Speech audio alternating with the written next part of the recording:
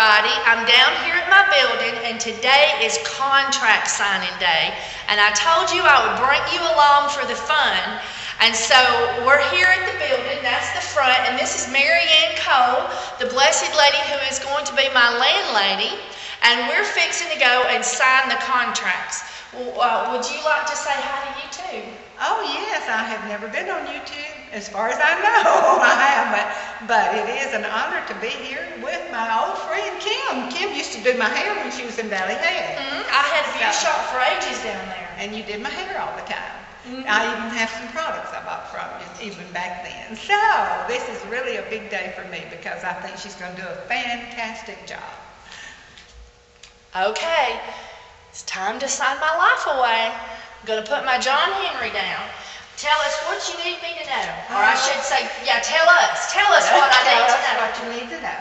That I agree, Mary Ann Cole as lessor, agrees to lease property at 212 Galt Avenue North to Kimberly D. McNutt, lessee, for rent totaling $300 per month. Rent will be late after the 10th of the month, and late fee shall be $30. Deposit is $300, which was paid on December the 11th, 2013. After this paragraph, each party will be referred to as lessor and lessee. Lessor will keep the exterior of the building, including air conditioning and heating, and will supply approximately 3 gallons of paint for interior. Lessee will pay utilities and register in her name as of this document. Lessor will pay taxes and insurance for building, not including contents. Lessee will take possession of building December the 11th, which is you've already done, with no rent for the month of December, to get the interior of building repaired for opening.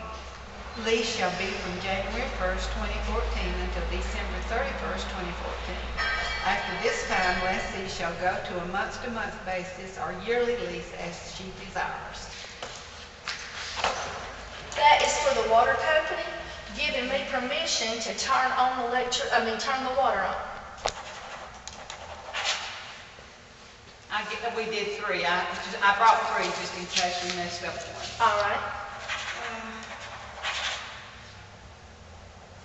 So she's signing her life away. What I put my name here, and then the signature on the makeup. Okay. Owner. Am I owner? Okay. That's what she said. She said the owner had I've never signed anything like this before. She said I had to have permission to cut the water on from the owner of the building. And they even knew who you was. They pulled out your they file. know me. I mean, the lady that works in there is my neighbor, so. Well, you were, on the city council. Okay, everybody, I've got my form filled out. I can now have my water cut on. And I have signed my lease. So we are in business. Yes, and my hands are cold as ice. Oh, mine too. I should have turned up the heat, but I didn't think we'd be going this long. But we're talkie boxes kind of people. We've just had the most fun talking. We've turned over every leaf and talked about every subject possible while we're here. And I should have turned the heat up, and I didn't. No. All right. Thanks for going along with me, YouTube. And now we're going to go cut the water on. So now you. Okay, guys. I just went in there and paid my $200 deposit. They say that my sewer and my sanitation and my water will be somewhere around $64 to $69 a month. And this is the Fort Payne City water. And I'm going to meet the man right now to have the water turned on. All right. It has been a long, hard day. You'll see some clips. I went by the water people and picked up a form because I had to have a form filled out by my landlady giving me permission to turn on the water in my name. And then I met my landlady and we talked over many things, and we also did group prayer about the roof and finding a good, not too expensive solution for the roof. And a gentleman is supposed to come and look at the roof. And he was either supposed to come Thursday, Friday, or Saturday, and then I'm sure he's got to figure things on paper, and then he's going to call her with an estimate and and whatnot. And I wanted to show you some of the things we did today on figuring up what I'm going to have to do next. And now you've seen some clips of my landlady, and I wanted to show you something else I have done. I filled out a little homemade receipt when I paid my down payment.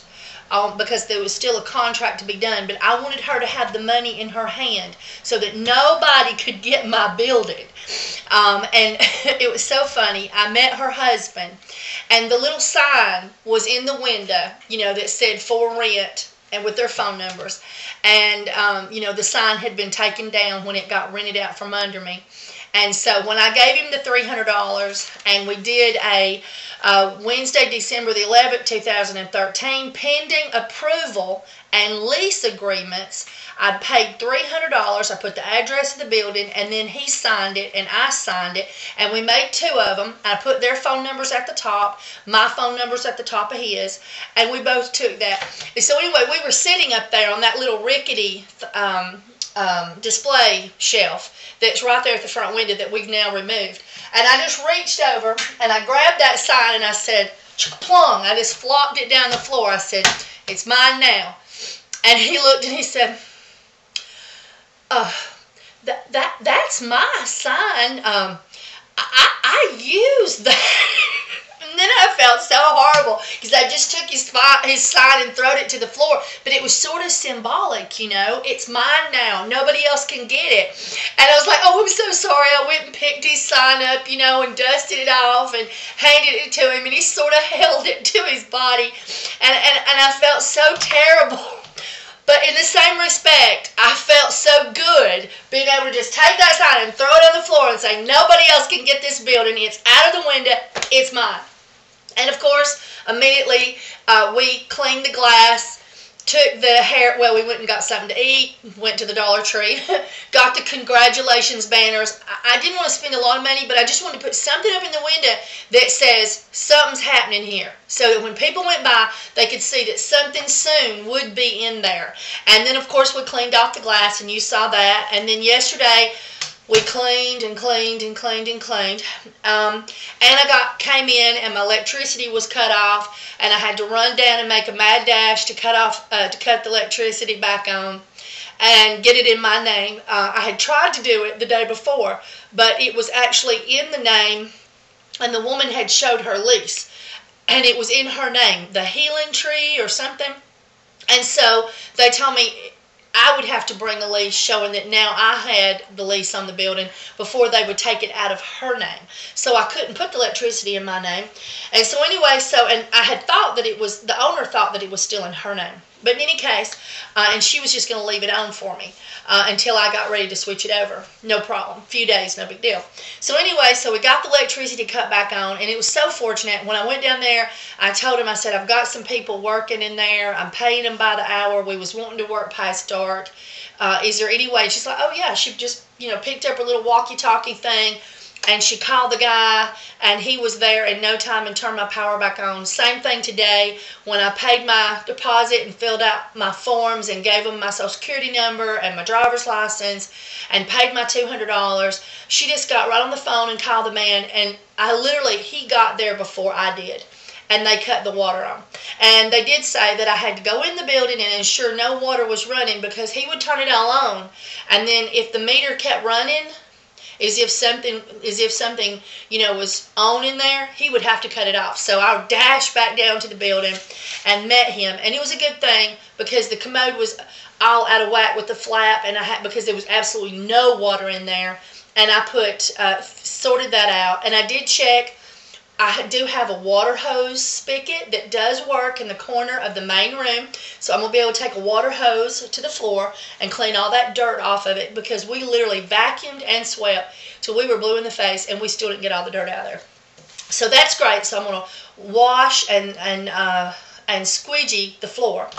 And so anyway, but now there's the buying the paint and buying the materials.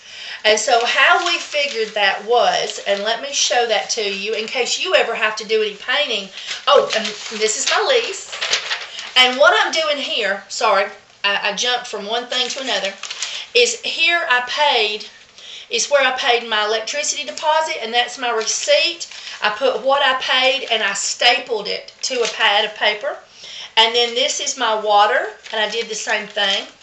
And then on my lease, I'm going to move this over to another book that will just be leases and things of that sort and startup expenses.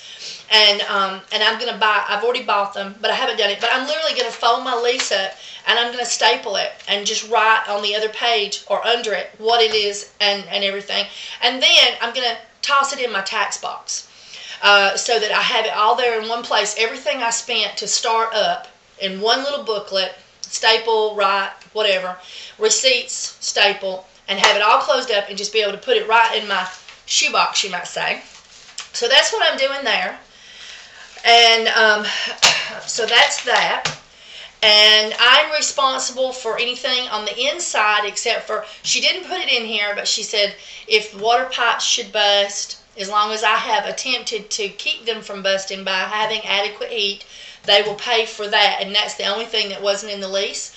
And I'm going to be editing those conversations with her because some of it was stuff that she wasn't comfortable with it being aired. And so you'll have little bits and pieces, and that's probably already happened. Yeah, you've already seen that by now. So in any case, so, but she did read the lease, so you have heard what was on that. So now I've got to figure out, and I've got this big old long building with a storage room in the back, and I'm wanting to put a partition right here in the middle with a doorway.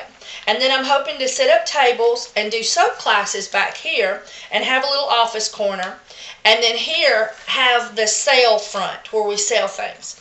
And so, and I want to be able to have my wall to where if I want to move things back and have more storefront, I can. And less class space. So in any case, I am going to work on that.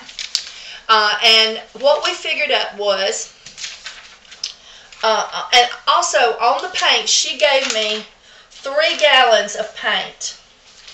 And how you figure that up is if your wall is 19 foot long and 8 foot tall, it's 19 times 8, and that's the square footage for that wall.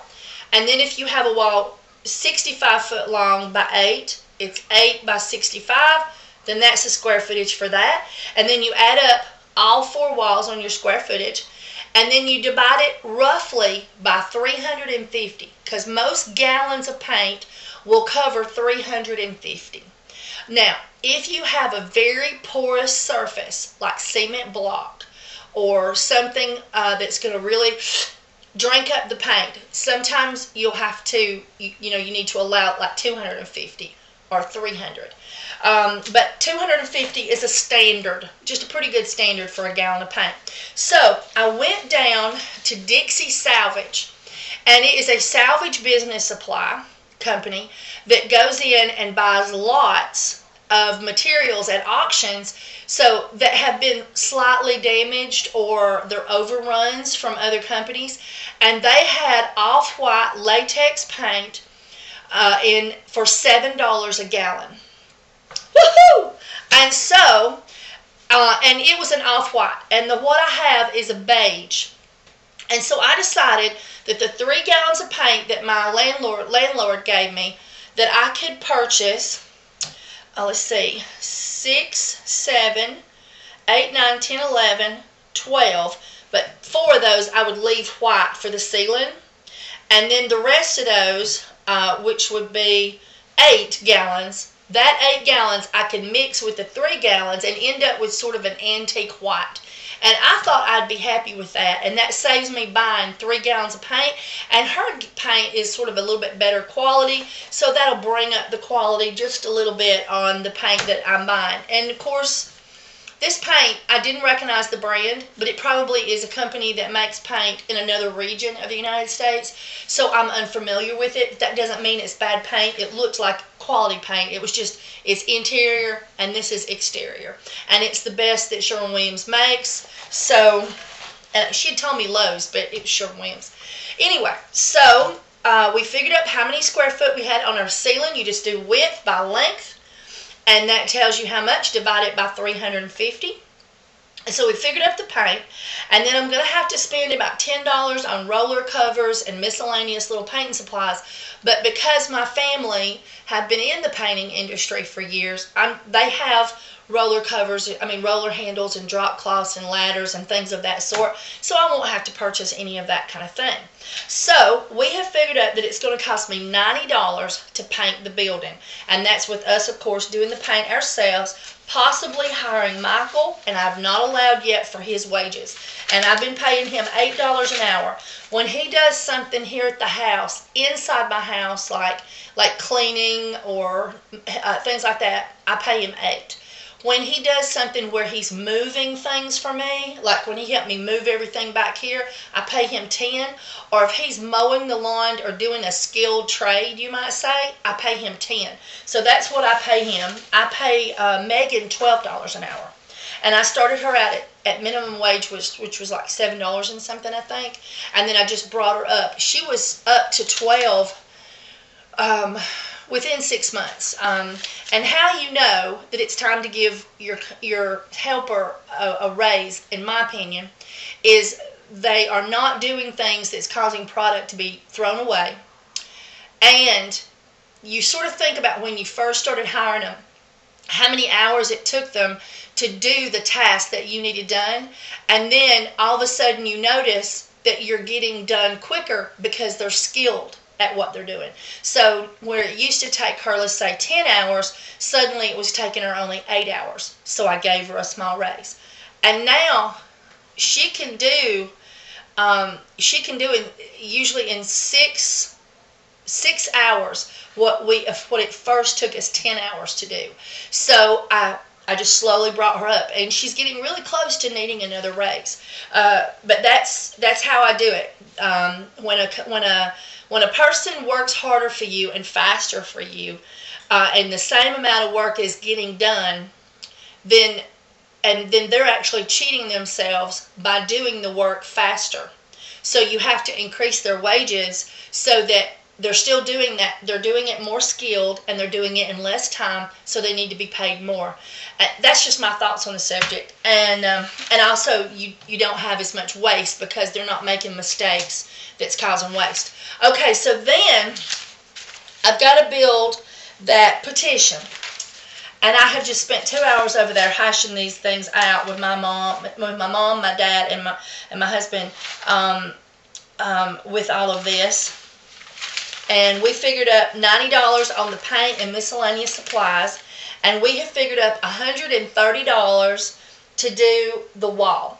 And what we did is I took a ruler and I drawed to scale, and it looks sort of rough here because we kept changing our mind about where we put things.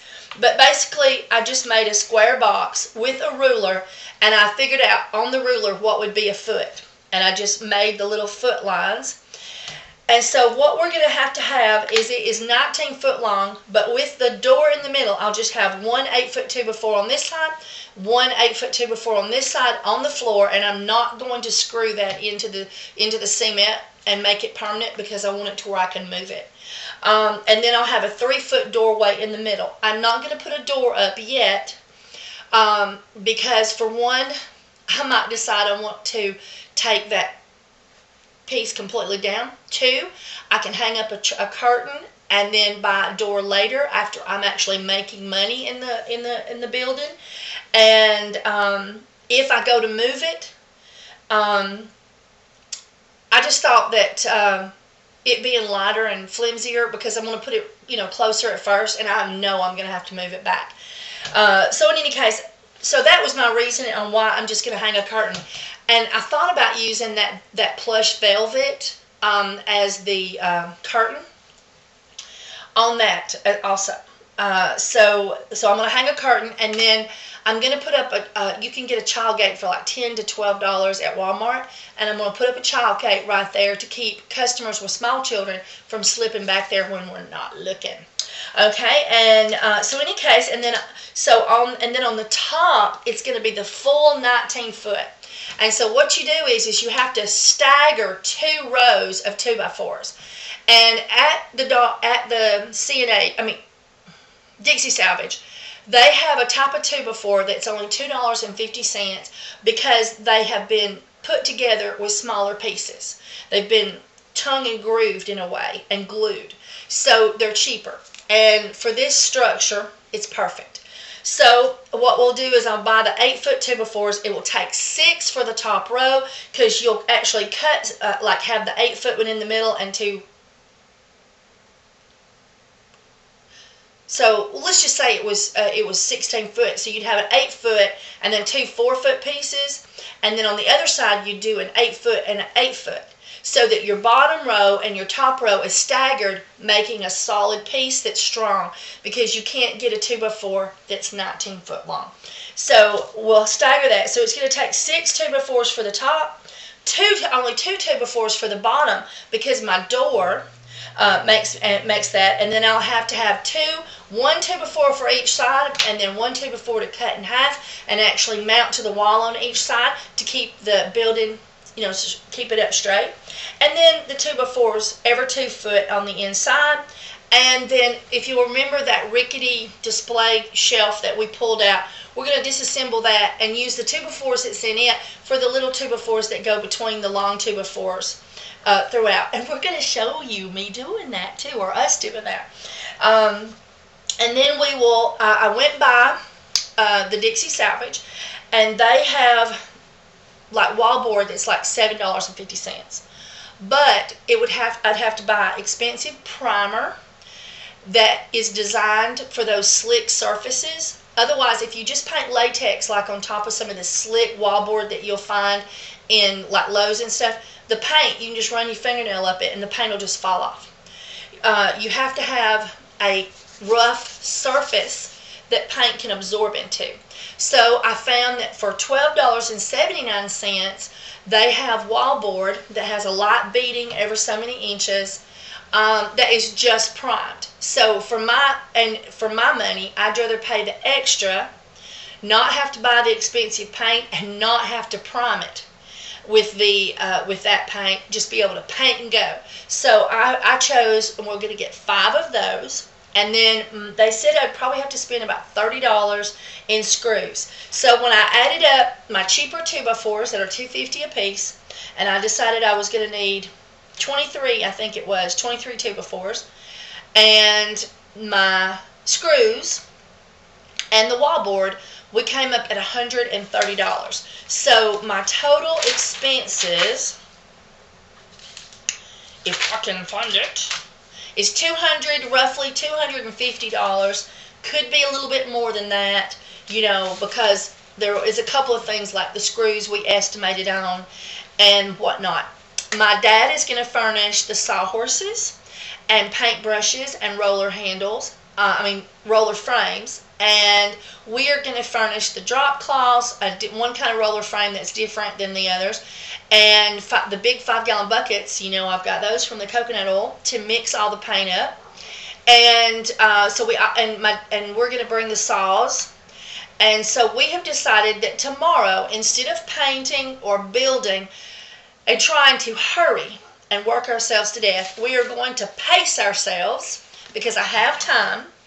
And tomorrow we are just going to deal with going and buying all these materials. So tomorrow the Dixie Salvage is open from 7:30 to 12, I believe. So in the morning I'm going to get up early and I'm going to take you with me.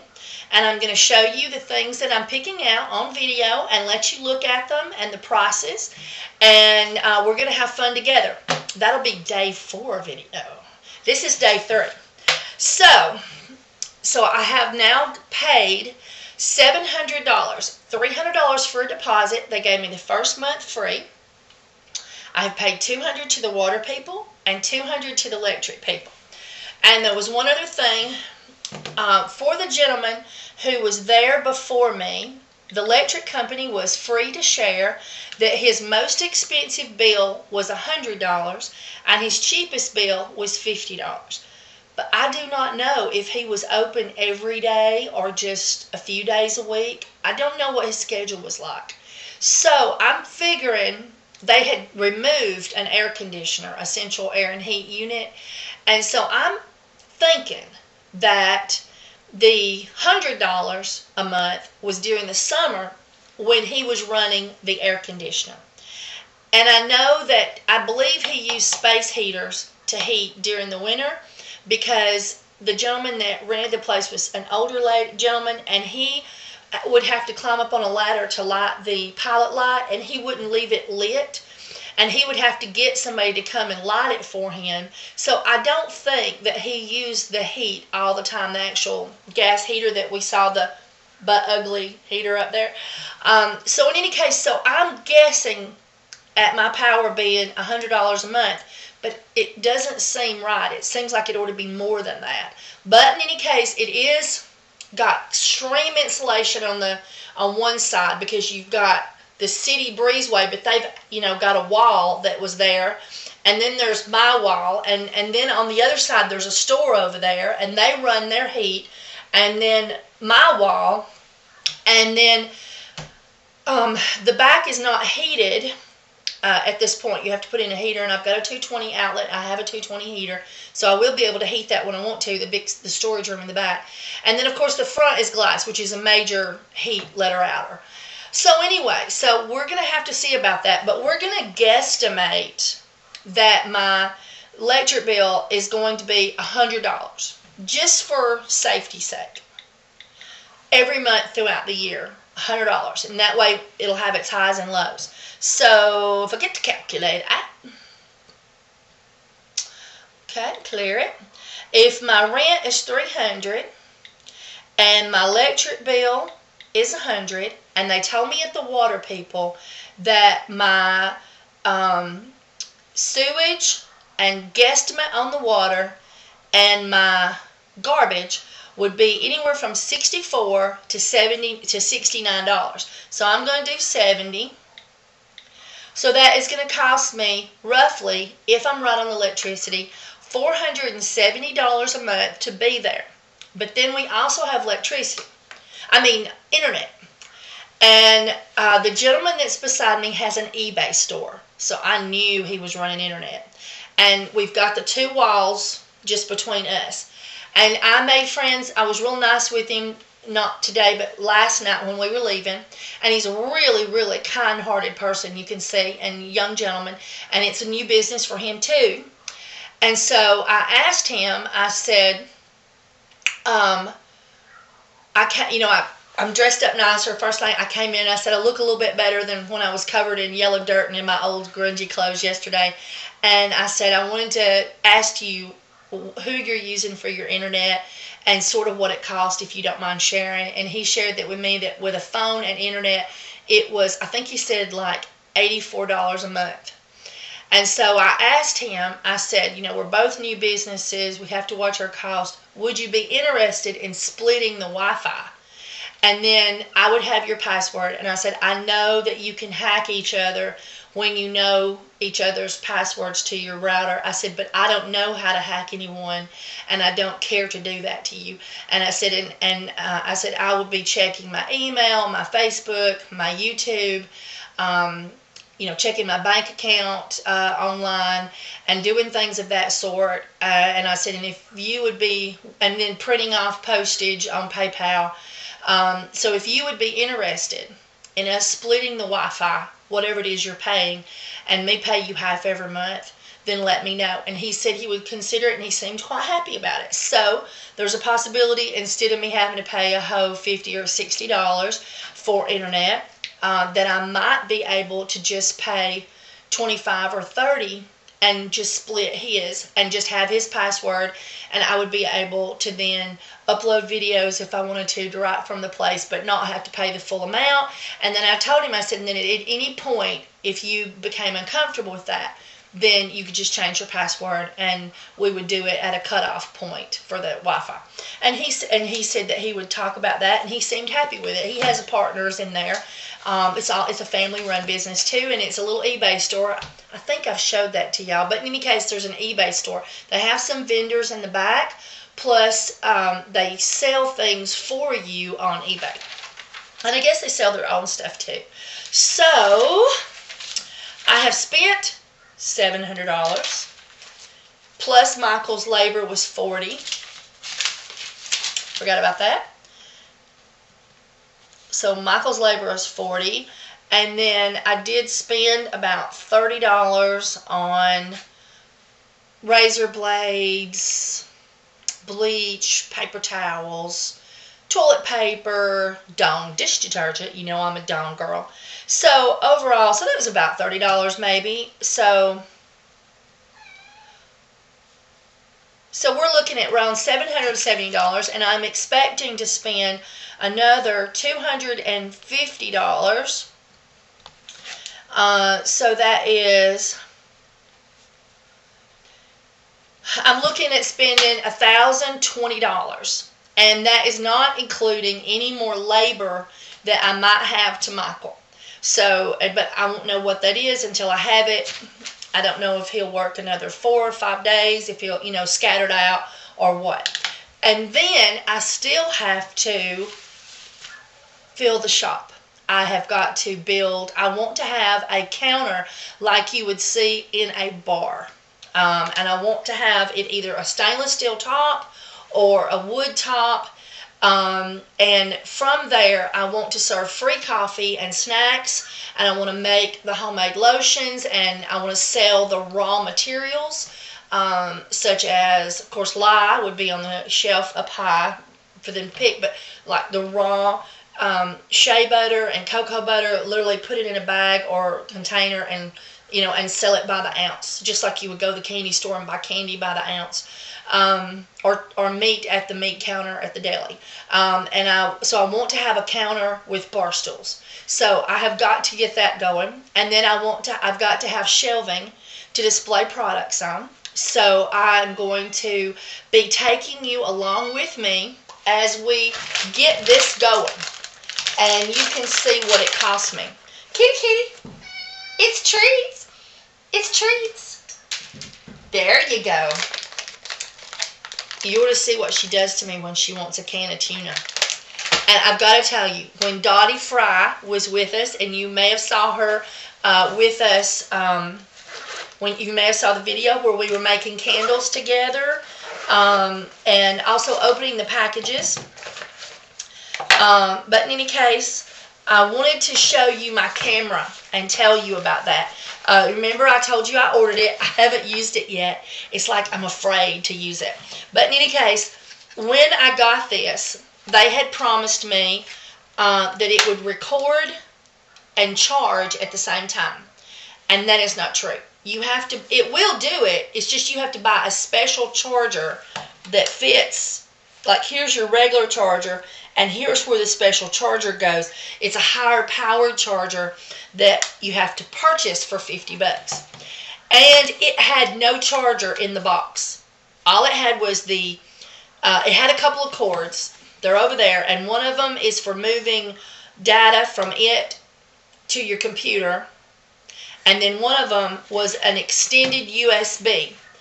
And this, you can remove data from the player on this, but you can also charge it with a computer. And it seems that even though I went very detailed with the salesperson at the Sony store what I wanted, I ended up getting a camera that would not do all the things I wanted to do, and it didn't even come with a charger. This particular camera is supposed to charge through a computer only. It had no electrical source for a wall mount. So I called and had a little fit about that and they went over the notes with the salesperson, and the only thing they would not do is they would not give me a discount on purchasing this charger that fits here for $50, because the truth is it will do it. It's just you have to buy the extra equipment. And he did tell me that it would do it. He just did not tell me that it would not do it straight out of the box. I'd have to buy something else. But he did tell me that I would have an electrical charger when I spoke with him that plugged into the wall. And they went over the notes, and so they sent me this for free. And what this does is it plugs into the USB, and then it plugs into the wall and charges. And it came with an extension cord that was already with it. And then it came with a cord that hooks into your TV so that you can watch your videos on the TV. That's what the other cord is. So they sent me this for free. and everything. And now I've just got to get brave and use it.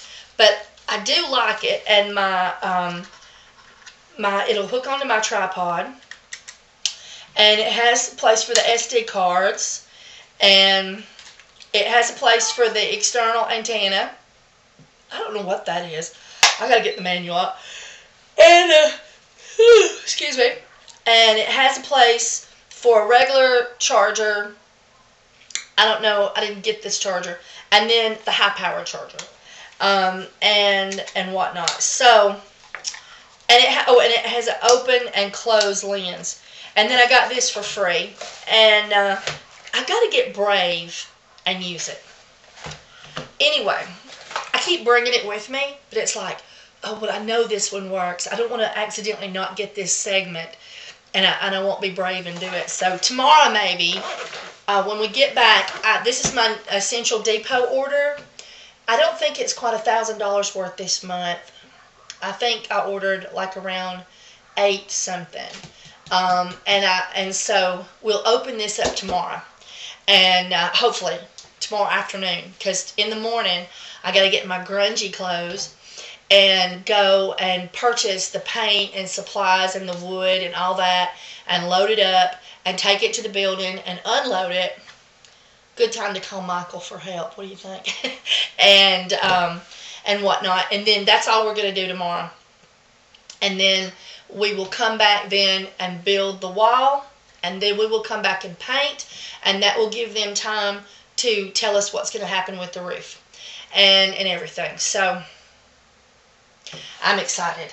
All right, so thank you so much for traveling on this journey with me, and I have been so blessed. My mother donated some money to me to help me with my supplies. I haven't decided whether I'm going to spend it or not. I may just spend it if I have to, and then if I don't have to, I may give it back to her. But she feels like she's done something because she's given me money to help me out, and she feels, but I feel sort of bad to spend her money because she's on a very limited income. So I'm going to keep the check, and I won't use it unless I absolutely have to get going.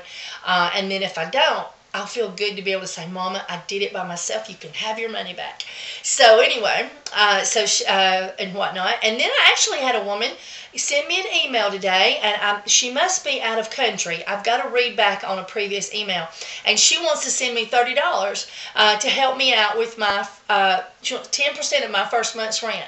And that was just so sweet of her. So, but in the same respect, I'm just like, oh, I don't necessarily know if I feel bad taking somebody else's money. I've just never been one for doing that. I've always been somebody to work and do it myself and everything. So, but yet I feel so blessed to have her offer. So, in any case, that was fun. And then some of the ladies on the Facebook page, a lady that does jewelry and whatnot, and some people have mentioned that they would like to send some of their products for me to sell. And I do have to, have them send me pictures of what they got, find out what they want to sell it for, have them ship it to me, and then have a certain duration if we don't sell it that I will pay for it to be shipped back. So, and to help me fill the shelves, because there's a lot of products I don't make that y'all out there do make. So anyway, so I'm really excited about that, and I really want to get booth owners that want to come to work and work their own stock. Vendors who want to come there and work their booth and be open, and like a jewelry person eventually who sells their jewelry. They can do repairs or make special orders for customers while they're in the shop, and customers can come back and deal with them, and not me taking messages and trying to call them while the customer's there and try to arrange things for them, but literally have somebody work in their booth. And I want to have other vendors in there that works their booth. I know that you have concerns about people getting along and following the rules, but I've always been very good at being flexible but yet firm about certain things. When I used to manage truck drivers, I learned those skills. I was a independent contractor for Landstar for a while, and I did make a lot of money with that, but it was so stressful and I got so little amount of sleep that I did give it up. And they had such stringent rules that if you made any kind of mistakes, I would be liable for it. And an employee could easily make $100,000 mistake. And so I wouldn't let nobody work for me. Because I wanted to make sure that these mistakes didn't get made. So I was getting like 3 and 4 and 5 hours sleep a night, and sometimes getting up several times in the night to deal with drivers and what was, maybe they'd had a wreck or they had broke down. And so I decided it just wasn't for me. I was good at it, but it just wasn't for me. And I never owed a penny. I always made sure. So anyway, so I'm good at being firm, but yet being flexible and friendly. So I think I can do it. Anyway, so now I have talked your ear off, and we've got to go, and I've got to go in there and flake out because I got to get up early in the morning, and it's 7:36. I woke up at 4 o'clock this morning thinking about what all I had to do today, and I could not sleep, and then I accidentally fell back asleep and didn't wake up till 10 o'clock, and then I was running around like a chicken with my head cut off trying to get to where I was supposed to be on time. Anyway, so thank you so much for watching. Thank you so much for your comments. Thank you, thank you. Thank you so much for hitting the like button. And thank you for watching my commercials. And if you should happen to need anything from Essential Depot, thank you for using my link. And remember, you can find my links in the description, but you can also find my links at www.kimberlymatnut.com. And I have opened up a new website for just these videos and for updating you with pictures and what we're doing with the site, and then eventually all this information will be put on like how we got started page, and then it'll be all about the shop in its open capacity. But at the moment it's about opening the store, and it is www.cornerstone-market.com. So if you would like to see day 1, day 2, day 3, and when we have 4, 5, and 6, if you'd like to see those videos, and if you'd like to see the pictures that I've taken so far, you can go to www.cornerstone-market.com, and you can see all the videos right there and not have to try to hunt them down on YouTube. All right. Bye, everybody. I'm signing off.